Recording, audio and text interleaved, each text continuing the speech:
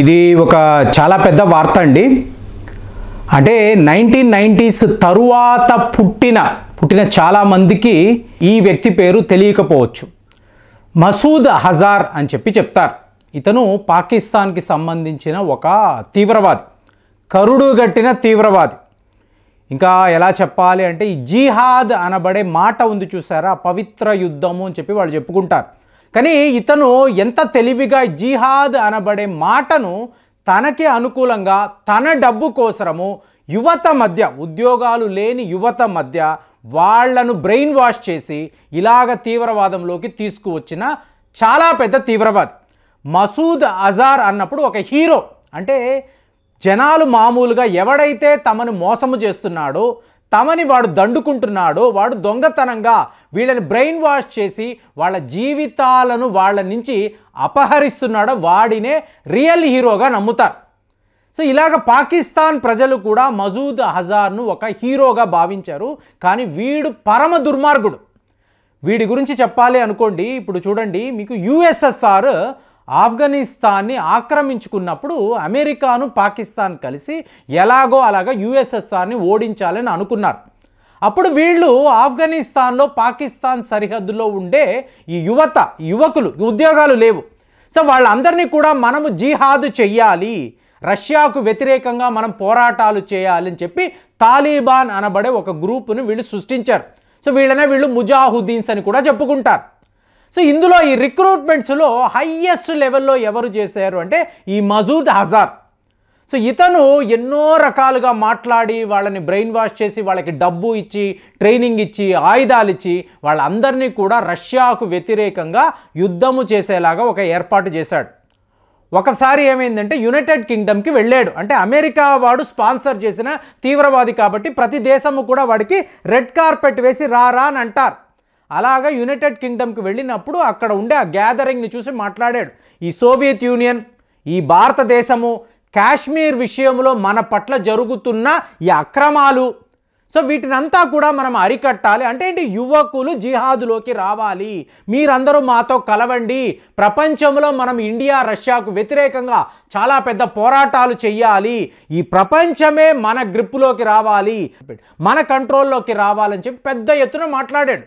So మీకు తక్కిన దేశాలంతా America, UK, Pakistan లాంటి దేశాలను విడిచిపెడితే ఒక ఫ్రాన్స్ అనండి, యూరోప్లో ఉండే దేశాలు ఏంటి, వీడిని ఒక తీవ్రవాది అంటున్నారు, వీడు ఇంత ఓపెన్గా ప్రపంచాన్ని బెదిరిస్తున్నాడు, జిహాద్ అంటున్నాడు, దీనిని మనం ఎలా ఒప్పుకుంటాము, మనము చాలా పెద్ద ప్రజాస్వామ్య వ్యవస్థ అంటున్నాము, డెమోక్రటిక్ కంట్రీస్ అంటున్నాము, ఇది కరెక్ట్ కాదు కదా అన్నప్పుడు యాజ్ ఇట్ ఈస్గా అమెరికా వాడు ఎప్పుడు కూడా మబ్బి పెడతాడు కదా, ఏదో అన్నాడులేండి, వాడిని మళ్ళీ పాకిస్తాన్ పంపించేద్దామని సేఫ్గా వీడిని పాకిస్తాన్ పంపించారు.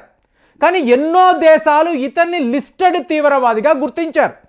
సో ఇప్పుడు ఏమైంది, మీకు ఒక స్టేజ్లో ఇతను ఇండియాను ఛాలెంజ్ చేశాడు, మనపై సవాలు విసిరాడు, ఈ కాశ్మీర్ని ఇండియా నుంచి విడగొడతాను, మా పాకిస్తాన్తో కలుపుతాను, మమ్మల్ని ఎవరు ఎదిరిస్తారో చూస్తారు, భారత్ అంటే ఒక బలహీనమైన దేశము, వీళ్ళ మమ్మల్ని ఎదిరించడము, వీళ్ళ మమ్మల్ని ఛాలెంజ్ చేయడము, ఇది మాట్లాడుతూ ఒకసారి కాశ్మీర్లోకి వచ్చాడు. ఒక అడ్డా, వీళ్ళ తీవ్రవాదులకంతా ఒక అడ్డా, అక్కడ ఇతను తలదాచుకోవడం అనండి లేదా స్టేయింగ్ అనండి, వీళ్ళు ఎవరు ఎప్పుడు భారత్కి భయపడింది లేదండి. కరెక్ట్గా ఆ టైంలో ఇండియన్ ఆర్మీ, అలాగే మీకు జమ్మూ అండ్ కాశ్మీర్ పోలీసులు వీళ్ళు ఇతన్ని పట్టుకొని తీసుకువెళ్ళి జైల్లో పెట్టారు. పెట్టిన తరువాత మా అన్నయ్యని ఇలా మసూద్ అజార్ని అరెస్ట్ చేస్తారా, మీ అంతు చూస్తామని చెప్పి వాళ్ళ తమ్ముడు వాడేం చేశాడు, కొంతమంది ఫారిన్ టూరిస్టులను కిడ్నాప్ చేశాడు, వాళ్ళని బెదిరించాడు. ఇందులో 2 మరణించారు అని కూడా చెప్తారు. అయినా కూడా మీకు ఇండియన్ గవర్నమెంట్, అంటే వాళ్ళు ఫారినర్స్ కాబట్టి ఆ దేశాలు వాళ్ళని కాపాడాలి, మీరు పాకిస్తాన్తో మాట్లాడండి, ఆఫ్ఘనిస్తాన్తో మాట్లాడండి మనం చెప్పేటప్పటికి వాడికి ఏమర్థమైంది, ఇండియాను ఇబ్బంది పెడితేనే నా అన్నయ్య బయటికి వస్తాడు అని చెప్పి అర్థం చేసుకొని ఆ అటెంప్ట్ని వాడు విడిచిపెట్టాడు. సో ఆ ఫారినర్స్ ఏమయ్యారు ఇవాళ కూడా డౌటే. కానీ చూడండి ఫ్రెండ్స్, 1999 అంటే ప్రపంచమంతా కూడా 2000 మిలేనియం అని చెప్పి చాలా పెద్ద లెవెల్లో సెలబ్రేషన్స్ చేసుకుంటున్న టైంలో ఒక ఇండియన్ ఎయిర్లైన్స్కి సంబంధించిన విమానాన్ని వీళ్ళు హైజాక్ చేశారు. ఎక్కడికి తీసుకువెళ్ళారు, ఆఫ్ఘనిస్తాన్లో కాందహార్ అనబడే ఆ నగరానికి తీసుకువెళ్ళారు. తీసుకువెళ్ళి మసూద్ అజార్ అనబడే మా అన్నయ్యను మీరు విడిచిపెట్టండి, లేకపోతే ఈ ప్యాసింజర్స్ అందరినీ కూడా మేము హతము చేస్తాము అని చెప్పి బెదిరించారు. న్యూ ఇయర్ ఇంత పెద్ద సెలబ్రేషన్స్, ఇండియా ఏమో చాలా పెద్ద క్రైసిస్లో ఉంది. ఇక ఇండియన్ గవర్నమెంట్ ఆలోచించి సరే వీడిని తర్వాత పట్టుకుందాము, ఇప్పుడు విడిచిపెడదామని చెప్పి ఈ మసూద్ అజార్ అనబడే తీవ్రవాదిని విడిచిపెట్టి మన ప్యాసింజర్స్ను మనము కాపాడుకున్నాం. అప్పటి నుంచి కూడా మనం పాకిస్తాన్ని పదే అడుగుతున్నాం, ఈ మసూద్ అజార్ మీ దేశంలోనే ఉన్నాడు కదా, వీడిని అరెస్ట్ చేయండి, మాకు అప్పచెప్పండి అంటే ఎప్పటిలాగే పాకిస్తాన్ ఇతను ఎక్కడ ఉన్నాడో తెలియదు, ఇతను ఒకవేళ కనిపిస్తే దొరికితే అరెస్ట్ చేసి మీకు అప్పచెప్తాము, అంతవరకు మేము ఏం చేయలేం, ఇదే వీళ్ళు మాట్లాడుతూ వచ్చారు. సరిగ్గా ఒక 2 ఏళ్ల తరువాత కరాచీలో 20 నుంచి 30 వేల మంది మీకు అక్కడ జనాలు మీకు ఈ మసూద్ అజార్ అక్కడ నిలబడి చాలా భయంకరం, అంటే ఇండియాను తిడుతూ కాశ్మీర్ను తిడుతూ నన్ను అరెస్ట్ చేస్తారా, మీ అంతు చూస్తానని చాలా పెద్ద లెవెల్లో బెదిరింపులు, మీకు ఇష్టము వచ్చినట్టు పచ్చి బూతులతో ఇతను ఒక ప్రసంగం ఇచ్చాడు. తరువాత పాకిస్తాన్ని మనం అడిగాం, అక్కడే ఉన్నాడు కదా, కరాచీలోనే ఉన్నాడు కదా అని, మేము వచ్చే లోపల ఎక్కడో తప్పించుకు ఇలాగే అన్ని పచ్చేబద్దు, అంటే అమెరికా ఉంది, అమెరికా సపోర్ట్ మాకు ఉంది అన్న ధైర్యముతో పాకిస్తాన్ ఇలాగంతా కూడా ప్రవర్తించారు. తరువాత మీరు చూశారు అనుకోండి, ఫైనల్గా మీకు ఆ పార్లమెంటు మీద దాడులు, దీనికి వెనుక కూడా ఇతనే ఉన్నాడు.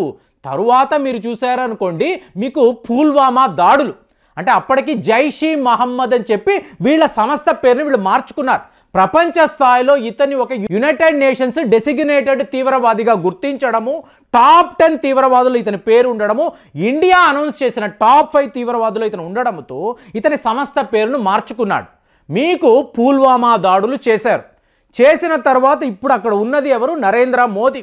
సో ఈయనకి రగిలిపోతుంది, వీడు ఇంతలాగా మన మీద సవాలు విసిరాడు, ఛాలెంజ్ చేశాడు, ఇంకా కూడా వీడిని విడిచిపెట్టడమా, ఇంత సాఫ్ట్గా మనం ఉంటామా, కుదరదని చెప్పి ఇండియన్ ఆర్మీని మన రా ఏజెంట్లను ఈయన యాక్టివేట్ చేశాడు.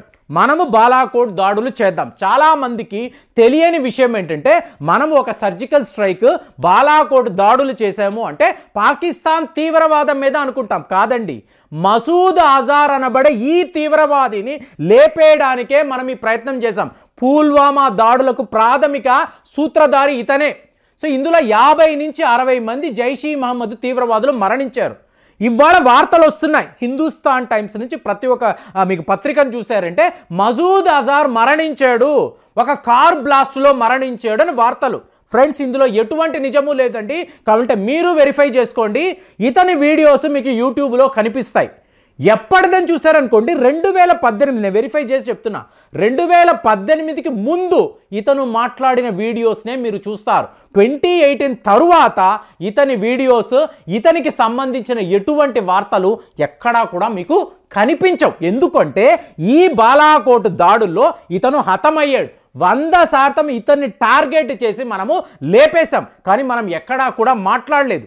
ఇవాళ పాకిస్తాన్ ఏం చేస్తుందంటే, వాళ్ళ పాపాన్ని కడుక్కుంటున్నాము, ప్రపంచమంతా కూడా పాకిస్తాన్ ఒక తీవ్రవాద దేశము, ఇంతంత పెద్ద కరుడుగట్టిన తీవ్రవాదులకు వీళ్ళు ఆశ్రయం ఇస్తారు. ఏంటండి, 6 లేయర్స్ ప్రొటెక్షన్ ఉన్న ఒక తీవ్రవాది వీడండి. Pakistan army, Pakistan deputy army, మీకు ISI, మీకు పాకిస్తాన్ పోలీసులు, ఇతని యొక్క పర్సనల్ గార్డ్స్, ఇంతమంది ఇతనికి సెక్యూరిటీ ఇస్తారు. ఏంటి, ఒక తీవ్రవాదికి. వాడు చనిపోయాడు ఎప్పుడు, మీకు బాలాకోట్ దాడుల్లో 100% వీడు మరణించాడు, నేనైతే గ్యారంటీగా చెప్పగలను. కాబట్టి ఇవాళ ఈ వార్తలు వస్తున్నాయి, గత 2 రోజుల నుంచి వైరల్గా సర్క్యులేట్ అవుతుంది. కాదండి, ఇవాళ బాంబు బ్లాస్ట్లో వీడు మరణించలేదు. 2018 తరువాత బాలాకోట్ దాడుల్లో ఇతను మరణించాడు, ఇదైతే వాస్తవము. మీకేమైనా డౌట్ ఉంటే, మీరేమైనా చిన్నపాటి మీరు పరిశోధనలు చేయాలనుకుంటే, మనం మాట్లాడుతున్న విషయాలు ఇందులో ఎంత నిజం ఉంది, ఎంత అబద్ధాలు ఉన్నాయి, ఎలాంటి ఫేక్ న్యూస్ని ప్రపంచం సర్క్యులేట్ చేస్తుంది, దీనంతా మనం గమనించాలనుకోండి, ఒక చిన్నపాటి ఇన్వెస్టిగేషన్ మనము కూడా మన ఇళ్లలో గూగుల్లో చేయాల్సి ఉంటుంది. అలా మీరు కూడా చేయండి. చేసి ఇతని యొక్క మరణ వార్త నిజమా లేదా అప్పుడే బాలాకోట్ దాడుల్లోనే ఇతను మరణించాడా, మీరు కూడా వెరిఫై చేసి దయచేసి కామెంట్స్లో రాయండి. మళ్ళీ వచ్చే వీడియోలో కలుద్దాం. జై హింద్.